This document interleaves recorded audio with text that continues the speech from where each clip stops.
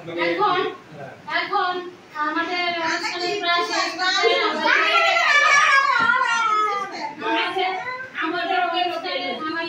করতেছে এটা শেষ করতে আমরা চলে এসেছি। এখন আমার লেখা আমার নিজের লেখা একটা কবিতা আমি আবৃত্তি করবো।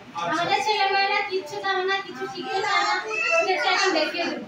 নাতিরা দেখাই দিব, নাতিরা শুধু ভিডিও করে।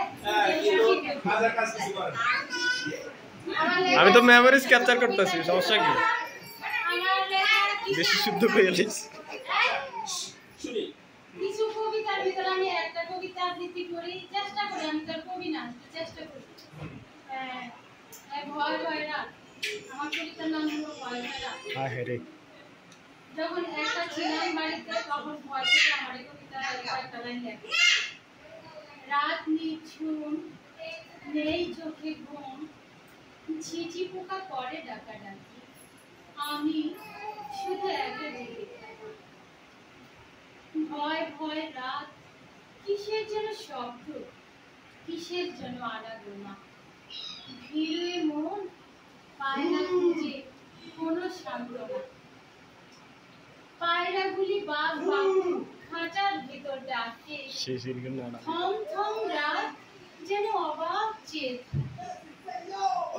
শব্দ আসে কানে ভেসে, আয়না ছুটে আয়, বেরিয়ে দেখি শব্দেরা হাওয়ায় মিশে যায়।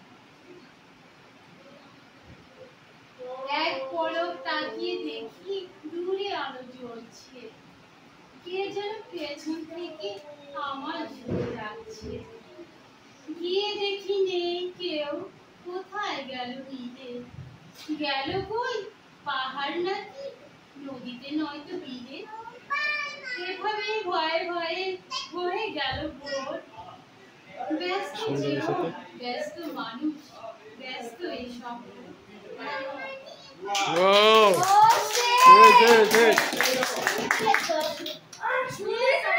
সুন্দর আছে। আমি এটা আমার কবিতা, এটা আমি আমার বই মেলাতে আমার ছেলেমেয়েদেরকে করাবো, এই থেকে দিয়ে করাবো, তারা করতে জানে। শিখিল তোকে এর মামা আছে আর মা রাত 10টা হইলে ঘুমাই যায়।